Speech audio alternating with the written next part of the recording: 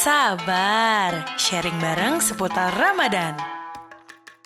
Persembahan dari Global Radio dan Dompet Duafa. Assalamualaikum warahmatullahi wabarakatuh. Selamat sore Global People.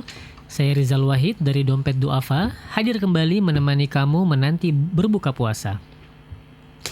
Global Radio dan Dompet Duafa selama bulan Ramadan ini insya Allah akan berbagi ilmu di sabar, sharing bareng seputar Ramadan yang bisa teman-teman simak sepanjang hari selama bulan Ramadan insya Allah. Dan mudah-mudahan bisa menjawab berbagai permasalahan yang teman-teman hadapi berdasarkan Al-Quran juga hadis Rasulullah SAW. Global People yang dirahmati oleh Allah Subhanahu wa Ta'ala, pada kesempatan kali ini kita akan membahas tentang kebiasaan Rasulullah dalam memulai pagi harinya. Kenapa sih ini menjadi pembahasan yang begitu penting, terutama di bulan Ramadan ini? Coba deh jujur, salah satu tantangan terberat orang yang berpuasa adalah waktu pagi nih. Karena biasanya akan merasakan ngantuk yang luar biasa sebab bangun lebih awal. Yang biasanya mungkin bangun ketika azan subuh, ketika Ramadan kita dipaksa tanda kutip untuk bangun lebih awal, bahkan lebih cepat dibanding azan subuh gitu ya. Contoh subuh jam 4.25 atau 4.30. Maka sepanjang Ramadan kita akan dipaksa bangun untuk bisa standby dari mungkin jam 3.30 atau paling telat jam 4. Supaya apa? Supaya bisa melakukan ataupun melaksanakan aktivitas sahur. Hasilnya banyak dari kita yang mungkin yang belum terbiasa jadinya ngantuk nih di pagi harinya dan lebih memilih untuk menghabiskan waktu selepas sholat subuh untuk tidur kembali gitu ya. Nah, bagaimana Islam memandang ini? Nah, kita melihat bagaimana Rasulullah SAW menghadapi hal-hal seperti ini.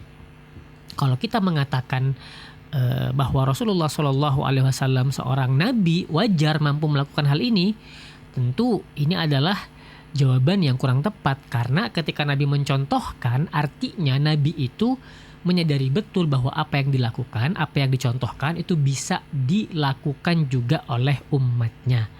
Kalau nggak bisa dilakukan, Nabi akan ngomong, contohnya sholat tahajud itu wajib bagi Nabi, tapi sunnah bagi kita umatnya. Itu Nabi ngomong, bagi Nabi itu wajib, bagi umatku itu sunnah gitu ya. Tetapi perkara aktivitas di pagi hari ini, Nabi tidak mengatakan itu hanya untuk aku wajibnya, tidak. Tetapi Nabi membiarkan, artinya apa yang Nabi lakukan di pagi hari itu bisa menjadi contoh yang baik untuk kita. Bagaimana cara Nabi menghabiskan waktu paginya? Nabi Muhammad SAW mencontohkan ketika seseorang beraktivitas di pagi hari, tentu yang pertama adalah beribadah terlebih dahulu sebelum perkara-perkara dunia. Sebelum kita menyiapkan diri kita menghadapi dunia, kita menguatkan dulu jiwa kita, menguatkan dulu hati kita, menguatkan dulu mental kita dengan ruhiyah yang baik, dengan kedekatan kepada Allah, dengan kedekatan yang baik. Nabi itu bangun langsung sholat malam. Itu Nabi tuh. Setelah sholat malam sambil menunggu waktu subuh, tentu saja Nabi beristighfar kepada Allah Subhanahu wa Ta'ala. Karena tadi kita sama-sama tahu bahwa istighfar di waktu sahur adalah sesuatu yang menjadi contoh dari ciri-ciri ahli surga, kata Allah Subhanahu wa Ta'ala. Setelah itu Nabi sholat subuh. Sebelum sholat subuh Nabi sholat 2 rakaat dulu tuh, yang kita kenal dengan sholat sunnah fajar, yang dalam hadisnya disebutkan rakaatul fajri khairum minad dunya wa ma fiha. Sholat 2 rakaat sebelum subuh itu jauh lebih baik dari dunia dan seisinya. Tuh. Setelah itu Nabi sholat subuh. Setelah sholat subuh Nabi itu zikir pagi sambil menunggu waktu suruk, sambil menunggu matahari terbit. Ketika matahari terbit, Nabi sholat sunnah suruk, atau dalam bahasa lainnya sholat duha yang diawalkan, yang pahalanya itu seperti orang yang berhaji dan umroh loh. Seperti itu, Masya Allah ya. Itu Nabi itu. Kenapa sih Nabi begitu produktif beribadah di pagi hari? Sebab Nabi mengatakan, dan bahkan Nabi mendoakan, Allahumma barik li ummati fi bukuriha. Ya Allah, berkahilah umatku di pagi harinya. Sebab waktu pagi itu bagi Nabi adalah waktu yang banyak keberkahan. Waktu di mana malaikat-malaikat turun mendoakan orang-orang yang produktif, yang menjalankan aktivitas-aktivitas kebaikan. Nah jadi kalau bukan karena darurat, sebaiknya waktu pagi itu digunakan untuk hal-hal yang sifatnya itu keakhiratan. Sifatnya itu memperkuat ruhiyah kita sebelum kita sibuk dengan perkara-perkara yang lainnya. Dan setelah subuh diupayakan, dihilangkan kebiasaan tidur selepas subuh. Karena apa? Karena itu berdampak tidak baik bagi diri kita. Kita kehilangan kesempatan untuk mendapatkan keberkahan sebagaimana doa Nabi Muhammad tadi. Yang mana Nabi Muhammad mendoakan keberkahan untuk seluruh umatnya di waktu paginya. Ustadz, saya ngantuk banget. Tergantung nih konteks ngantuknya apa. Kalau ngantuknya misalnya memang ngantuk yang tidak bisa dihindari, contohnya memang shift malam, atau memang dia punya pekerjaan yang mewajibkan atau mengharuskan dia bekerja sampai tengah malam, maka ngantuk di pagi hari adalah ngantuk yang wajar. Tetapi kalau ngantuknya adalah ngantuk yang disengaja, contohnya pulang kerja jam 8, tapi dia memilih begadang sampai jam 1, maka ngantuk di pagi hari adalah ngantuk yang disengaja. Padahal dia punya pilihan untuk tidur lebih cepat dan bangun lebih awal. Sehingga itu akan bisa membuat dirinya lebih fresh, membuat dirinya lebih siap menjalani hari tersebut. Maka penting bagi kita untuk menata kembali, menyusun ulang kegiatan harian kita terutama di pagi hari. Sebab yang pagi harinya baik, pagi harinya berkah, maka siang harinya, sore harinya, malam harinya akan baik dan berkah. Itu kunci sekali tuh.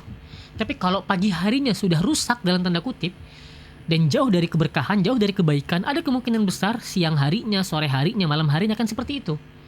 Maka jaga waktu pagi kita dalam aktivitas-aktivitas ibadah yang positif. Setelah kita menyelesaikan itu, barulah kita siap bekerja. Kalau kita punya keluarga, bantu keluarga kita mempersiapkan diri, anak sekolah, bantu istri untuk menyiapkan perlengkapan-perlengkapan dan lain sebagainya. Tetapi kalau kita belum berkeluarga, bantu orang tua dan lain sebagainya. Setelah itu kita siap berangkat kerja. Coba rasakan bedanya. Dan pasti beda rasanya dan pasti terasa perbedaannya kalau kita menggunakan waktu pagi kita dengan aktivitas ibadah kepada Allah Subhanahu wa taala. Terasa perbedaannya. Silahkan dibuktikan. Akan terlihat paling minimal kita akan merasakan bahwa hari itu aktivitas kita terasa seperti semua berjalan dengan baik. Karena memang pagi hari itu sangat menentukan bagaimana hari tersebut akan kita jalani.